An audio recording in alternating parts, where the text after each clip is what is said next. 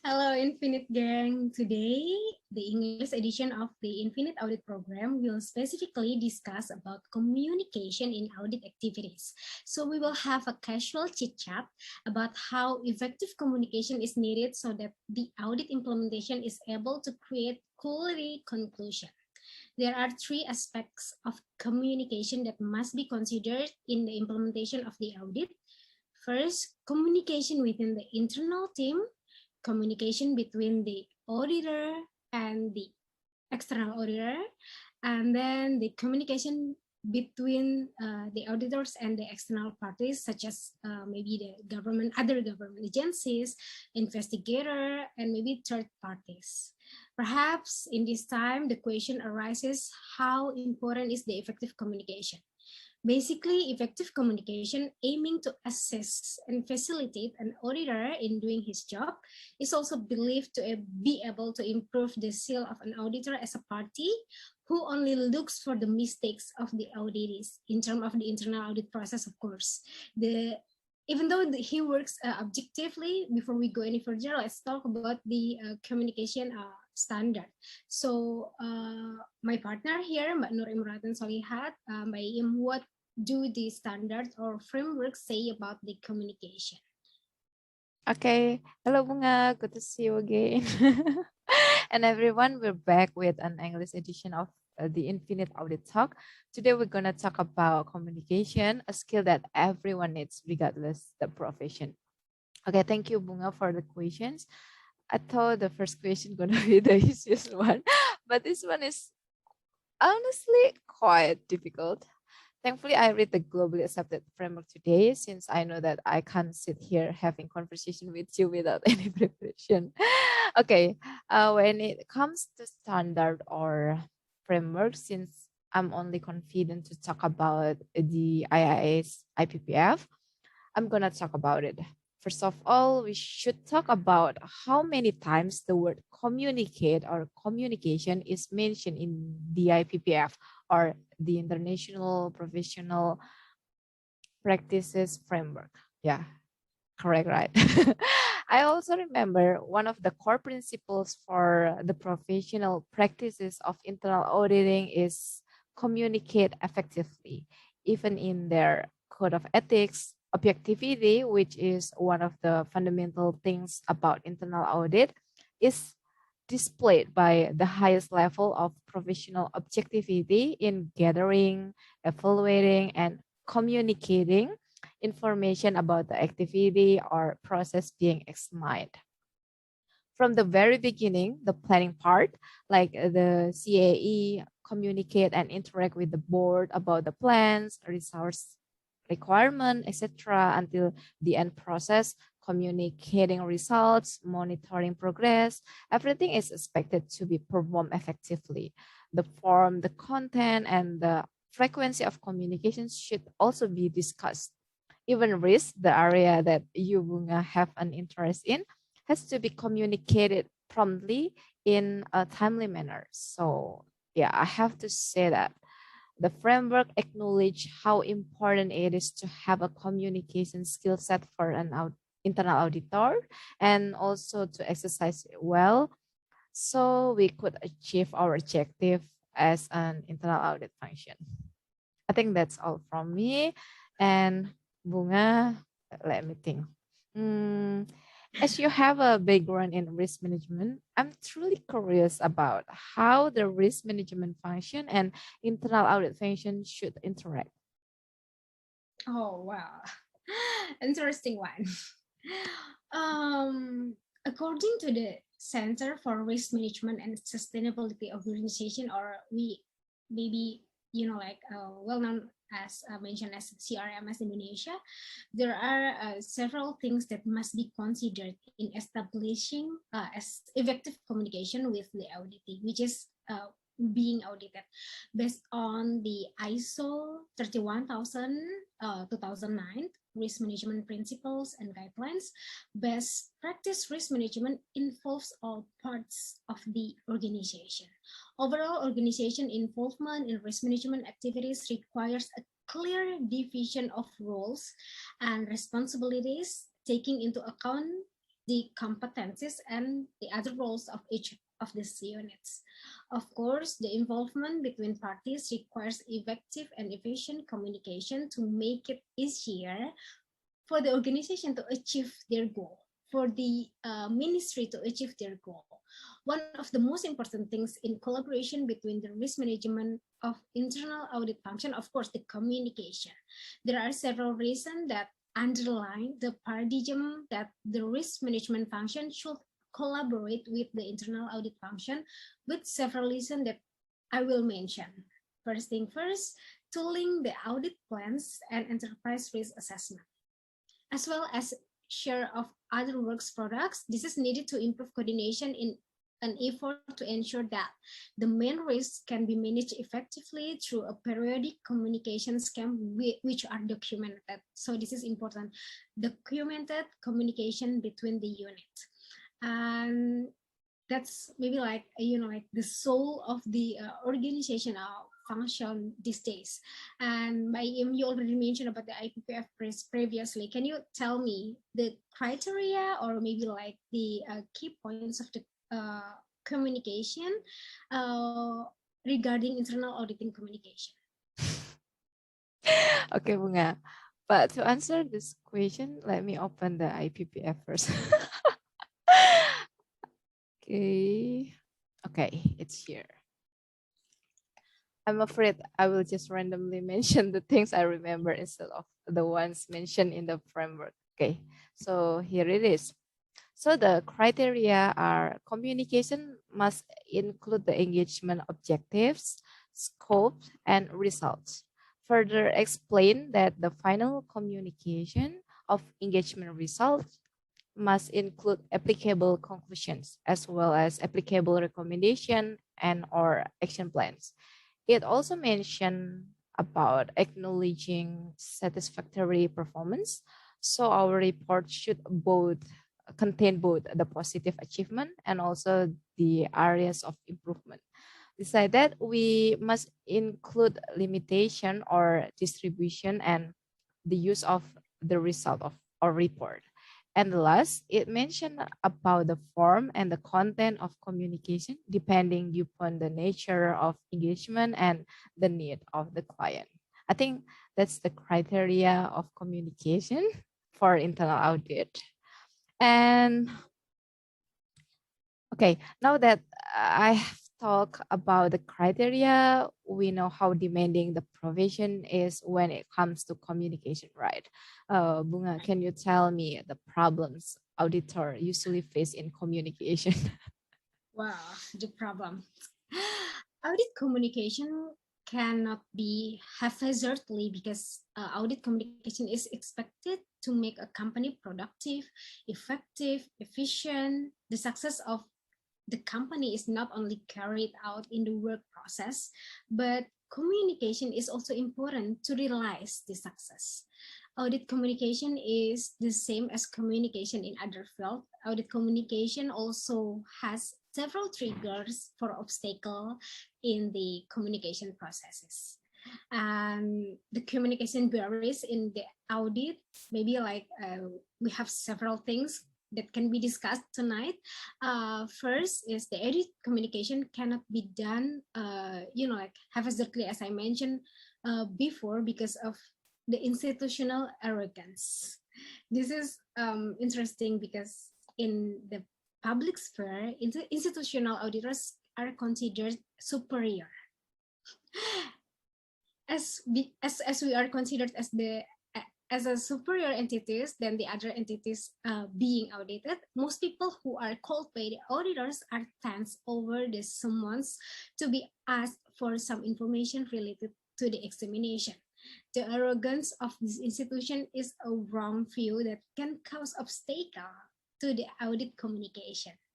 The second one is the word selection. This is maybe like, like heard as a simple things, but word choice is one of the triggers of obstacle in audit communication. The choice of words is related to a person's attitude or maybe like the unit attitude as, like as a general. The choice of words is used by everyone in a company or maybe in an institution, when faced with the people in the same unit or maybe like the other unit, inappropriate choice of words can sometimes give an unpleasant impression and even make other people feel, offended or hurt by us, or maybe by our unit, or maybe by our audit team. That's maybe like my points. So by talking about the quality requirement needed for the audit communication, what do you think about it? What about the quality requirements needed for internal audit communication itself? Okay, but first of all, I'm gonna talk about what you said before, arrogance and word choice. Bunga, that's well said. Okay, and about the quality requirements, so stated in the IPPF that communication must be, let me read, let me read. Okay, must be accurate, objective, clear, concise, constructive, complete, and timely.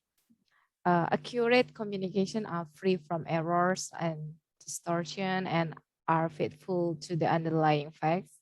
Objective communication are fair, impartial, and unbiased, and are the result of a fair-minded and balanced assessment of all relevant facts and circumstances. Clear communication are easily understood and logical, avoiding unnecessary technical language and providing all significant and relevant information. The next is concise communications are to the point and avoid unnecessary elaboration, superfluous detail, redundancy, and wordiness. And then constructive communication are helpful to the engagement client and the organization and lead to improvement where needed. Complete communication lacks nothing that is essential to the target audience and include all significant and relevant information and observation to support recommendation and conclusion. And last, timely communication are opportune and expedient depending on the significance of the issue, allowing management to take appropriate corrective action. Yeah. So there are 7 qualities of communication for the internal auditor. I believe since we must deliver that kind of communication, we should work hard to improve our communication skill set, and also our communication effort should always consider those qualities. I know it must be a tough journey for us since effective communication is not something easy to be mastered, I believe. So I hope that we want to put effort to learn it and implement it in our communication during our audit engagement. I think that's from me.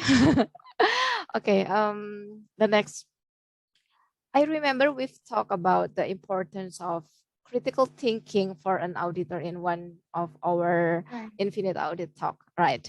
So now that we are talking about communication, how is critical thinking essential to be applied by auditors in communicating with the client?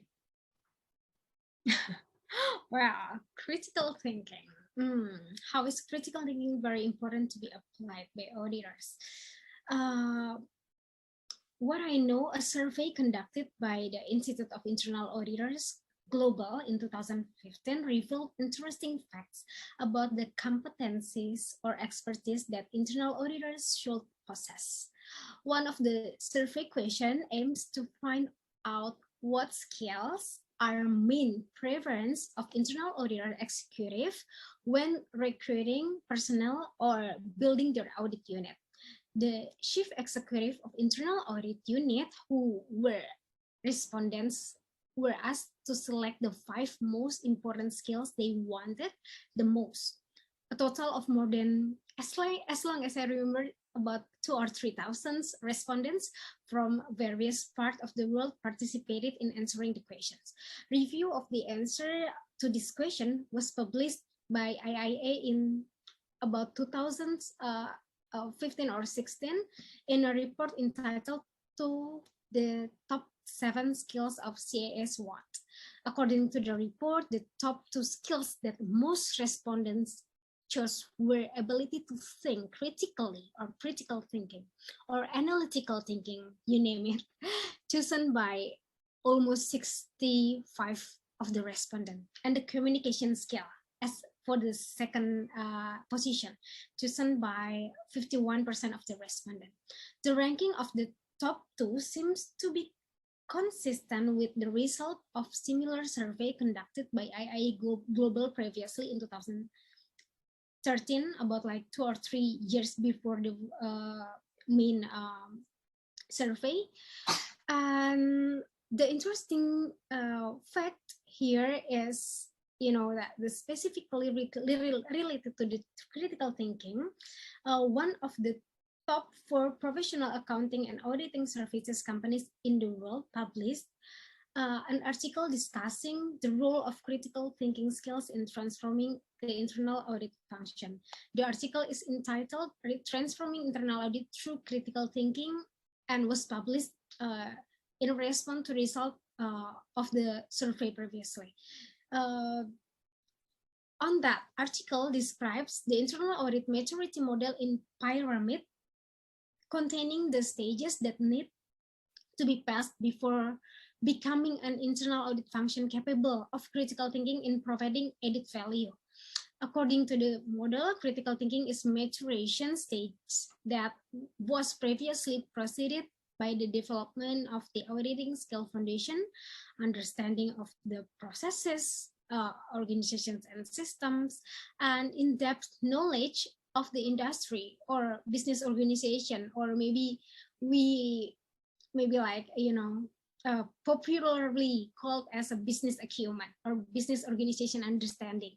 When it has reached the critical thinking stage, the internal audit function should have a culture of challenge, probing, and continuous improvement inherent in it, and the auditors always focus on the solution, think investigatively with, of course, halt skepticism when designing scenarios and also solution, and persist in important discussion. The basic thing from the critical thinking approach in internal auditing, according to the KPMG, is open-minded situation analysis, provide context, brainstorm, and we can conclude efficiently and fit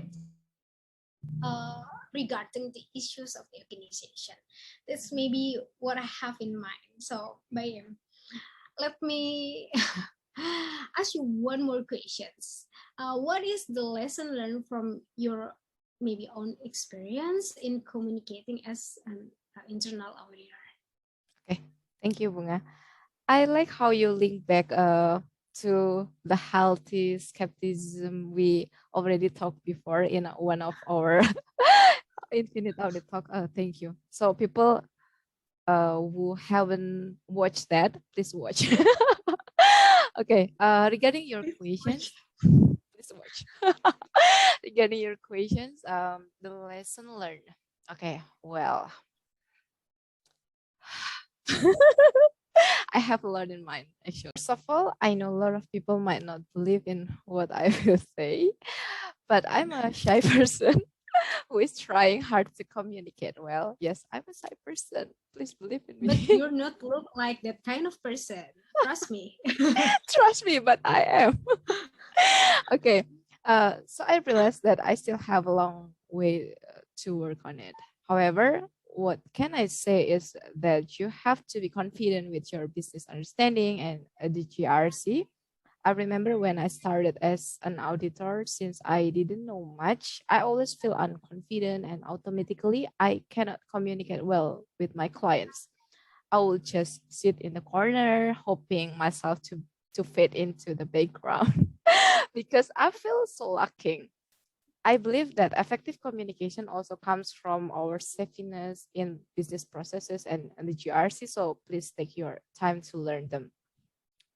And then I think the other lesson learned is to mimic, to copy what your seniors do. See how they write their reports, how they interviewed the clients, how they persuade the management to implement the recommendation, etc.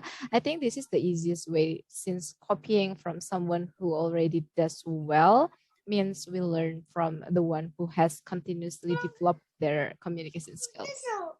And I think last, I think as what the standard mentioned about continuous professional development, we have to continuously work on our communication skill. It's okay to start anywhere as long as we keep progressing. Someday we'll good at communication, I believe. I think that's what I have in mind. Bunga. Okay, back to you Wow. again. Thank you, Mbak Im and Infinite Audit Gangs. We have discussed a lot today, starting from the framework, risk, potential problem, and the key of the communication in audit world. To sum up, effective communication in audit process is persuasive communication, namely communication that make a communicant provide feedback in accordance with the communicator's expectation. Persuasive communication is a combination of effective communication and ethical communication.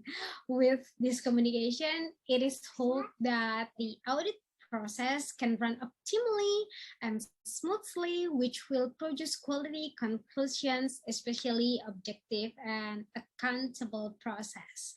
All right, Infinite Gangs, let's close the discussion tonight. So happy to be able to have meaningful casual chit chat. Don't forget, if you have an interesting idea to discuss together, let's put in the chat column or YouTube comment below.